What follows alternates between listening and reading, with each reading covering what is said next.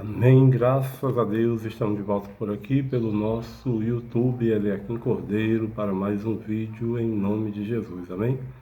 Esse vídeo vai entrar na playlist da História da Bíblia, é um dos meus inscritos, e nós vamos agora para o capítulo de número 3. Lembrando, se você gostar do conteúdo desse vídeo, não se esqueça de curtir, comentar e compartilhar, e também se inscrever no canal para me ajudar em nome de Jesus, amém?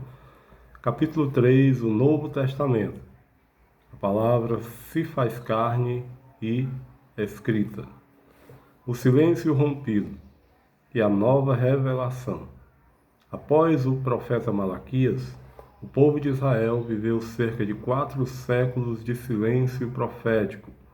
No entanto, como o Dr. Eliakim Cordeiro bem observa, esse silêncio não foi de inação, mas de preparação. A história da Bíblia dá um salto quântico quando a revelação deixa de ser apenas uma promessa escrita para se tornar uma presença viva.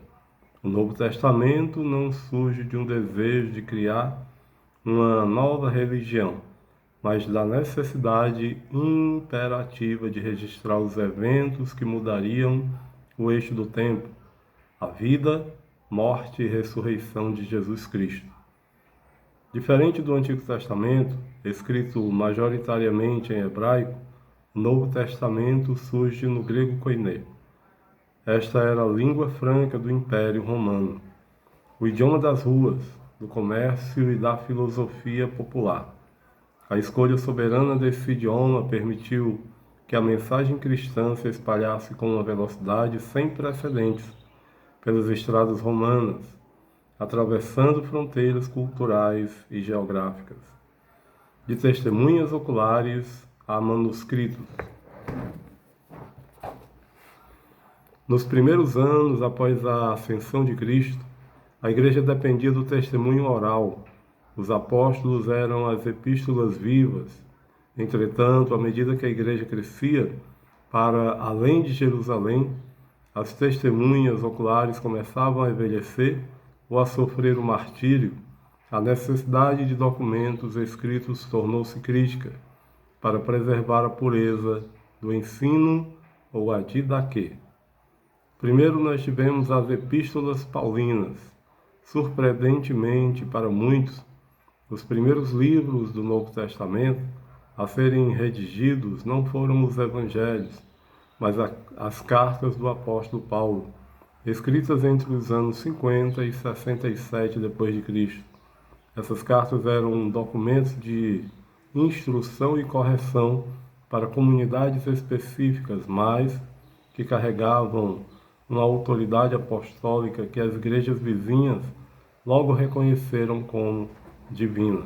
Segundo, nós tivemos os evangelhos sinóticos. Mateus, Marcos e Lucas surgiram para sistematizar a vida e os ditos de Jesus. Marcos, possivelmente o primeiro,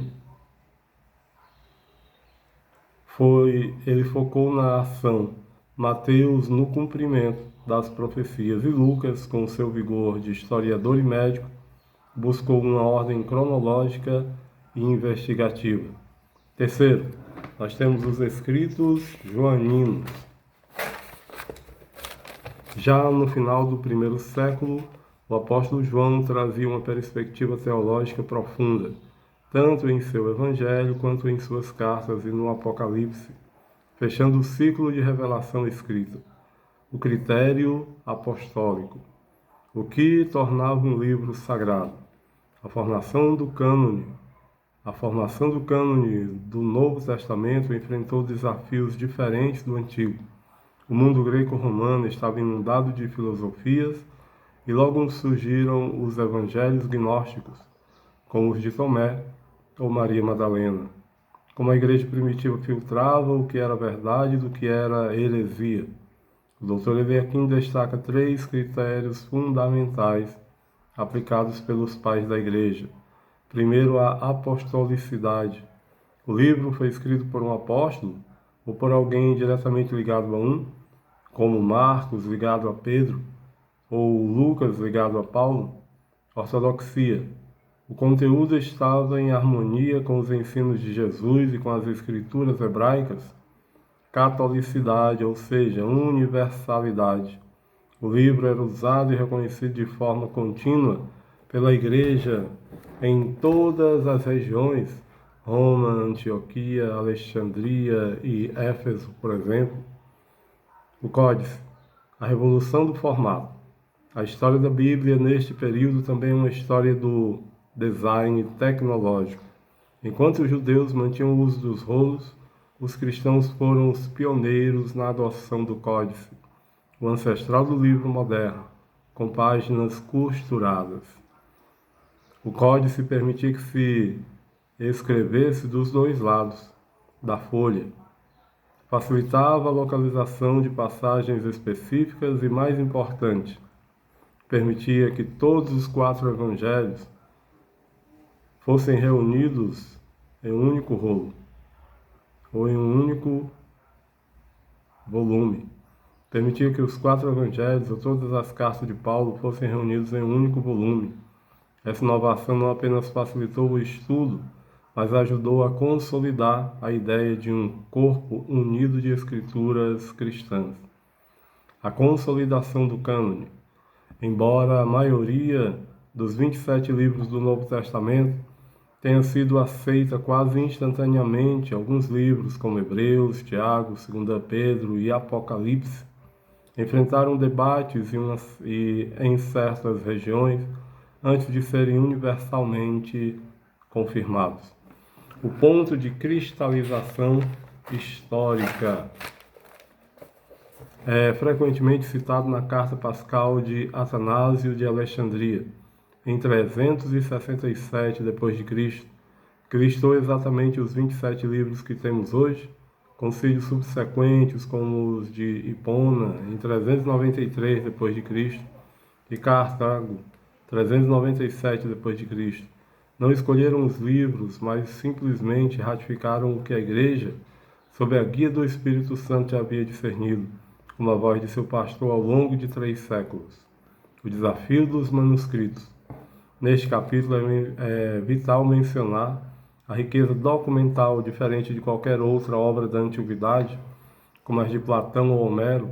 O Novo Testamento possui milhares de manuscritos gregos, desde pequenos fragmentos como o Papiro 52, P52, datado de cerca de 125 d.C., até os grandes códices completos do século IV, como os Sinaíticos e os Vaticanos.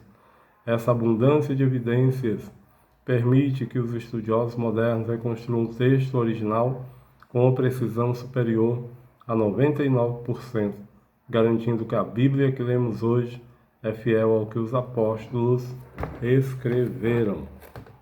Conclusão do capítulo. O Novo Testamento, o completo o Antigo.